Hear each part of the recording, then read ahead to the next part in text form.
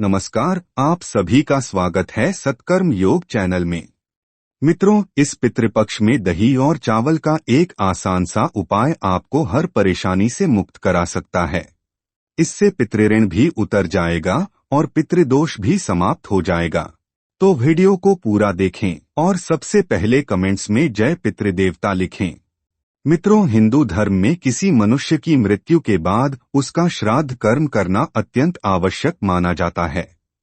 श्राद्ध कर्म हमसे विदा ले चुकी आत्मा की शांति के लिए होता है।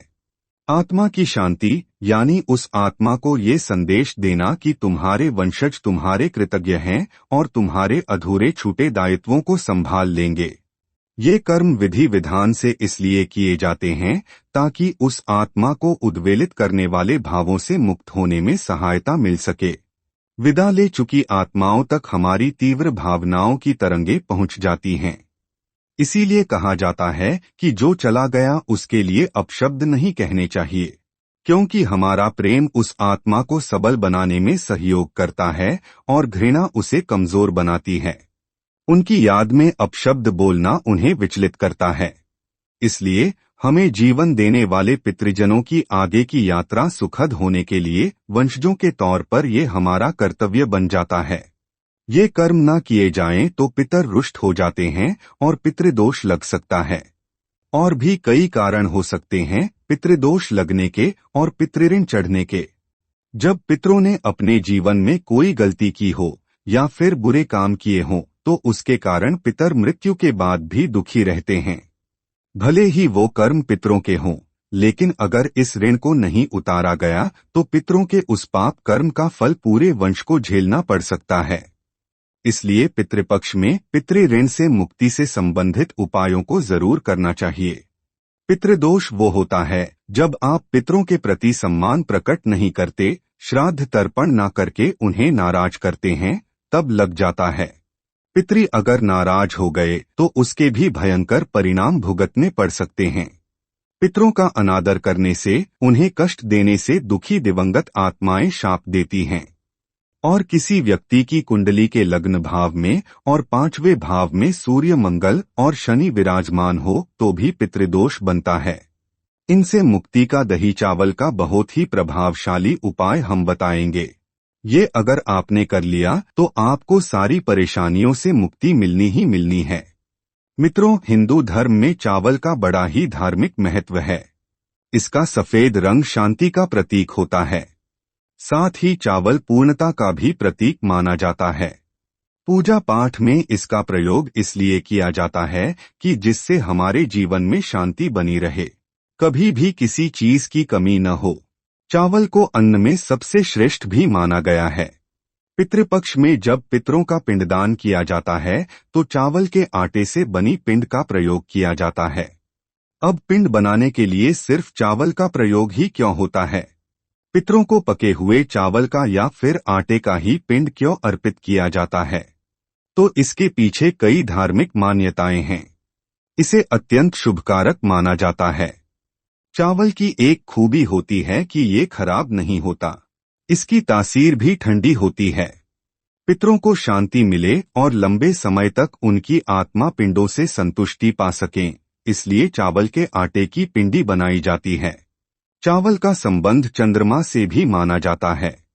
मान्यता है कि चंद्रमा के माध्यम से ही आपके द्वारा दिया गया पिंड पितरों तक पहुंचता है। यही कारण है कि चावलों को पकाकर उसका गोला बनाकर उसके ऊपर अन्य चीजें रखकर पिंड दिया जाता है। एक और मान्यता के अनुसार चावल को अक्षत कहा जाता है और पितरों की आत्मा को अक्षत पुण्य के साथ मोक्ष की प्राप्ति हो सके, इसके लिए पितरों को चावल की पिंडी अर्पित की जाती है। दही को शुभकारक माना जाता है। किसी भी शुभ काम से पहले दही खाकर ही घर से निकला जाता है। रोजाना दही के सेवन से ग्रह दोष के चलते आ रही रुकावटों का समाधान मिलता है। तो दही चावल का ये उपाय आपको अमावस्या की रात में करना है। आप इसे किसी शनिवार की रात भी कर सकते हैं। और इस बार तो सर्वपितृ अमावस्या शनिवार के दिन ही पड़ रही है। ये तो सोने पे सुहागा है। शनिवार 14 अक्टूबर को अमावस्या तिथि रात 11:24 तक है। उससे पहले इस रात ये उपाय करें। तो मित्रों, अगर आप बुरे दौर से गुजर रहे हैं, निकलने का कोई मार्ग नहीं दिख रहा है, तो ये उपाय जरूर आजमा कर देखें। सिर्फ 1-2 शनिवार पर यानी 1-2 बार करते ही इसके सकारात्मक परिणाम दिखने शुरू हो जाएंगे। डिप्रेशन निकल जाएगा, आत्मविश्वास जग जाएगा, घर में प्रसन्नता छाएगी, क्लेश कलह कम होते दिखेंगे, धन प्राप्ति के नए मार्ग खुलते नजर आएंगे, या फिर आपके नौकरी व्यवसाय में सकारात्मक बदलाव होते नजर आएंगे। मतलब बुरे समय से बाहर निकलने के आसार आप खुद देख पाएंगे। जब आप ये उपाय लगातार 5 शनिवार या 5 अमावस्या तक करेंगे, तब तक आप पूर्ण रूप से समस्याओं से बाहर आ चुके होंगे। आपको बस मुट्ठी भर चावल लेने हैं। चावल धोकर बिना नमक डालें किसी छोटे बर्तन में उन्हें पका लें। फिर एक कटोरी में डालकर थोड़ा दबा दें। उस कटोरी को किसी पुट्ठे पर या डिस्पोजेबल डिश में केले के पत्ते पर उल्टा करके चावल डाल दें। ये कटोरी के आकार जैसा यानी पिंड जैसा बन जाएगा। उसे घर में दक्षिण दिशा में रखें।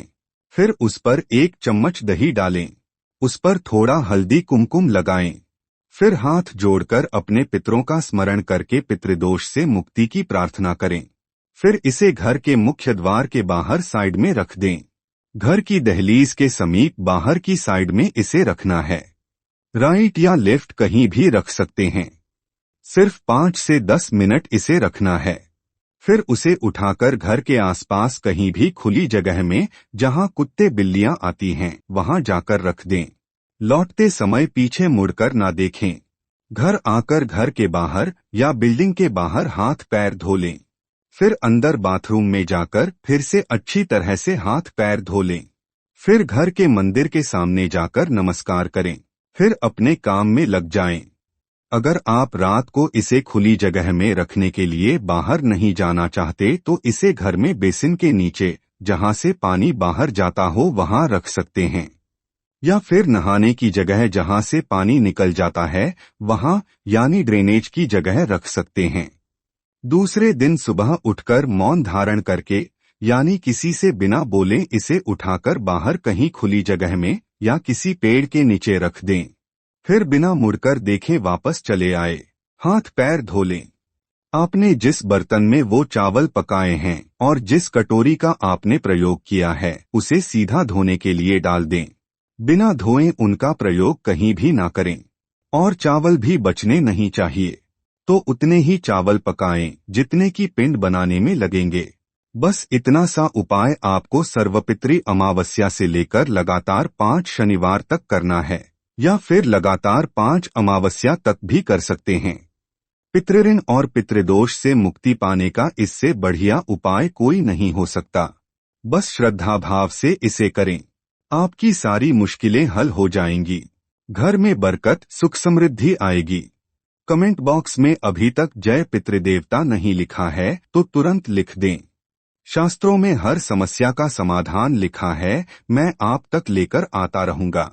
तो मेरी अगली वीडियो भी अवश्य देखें और कुछ नया आप जान पाएंगे। धन्यवाद।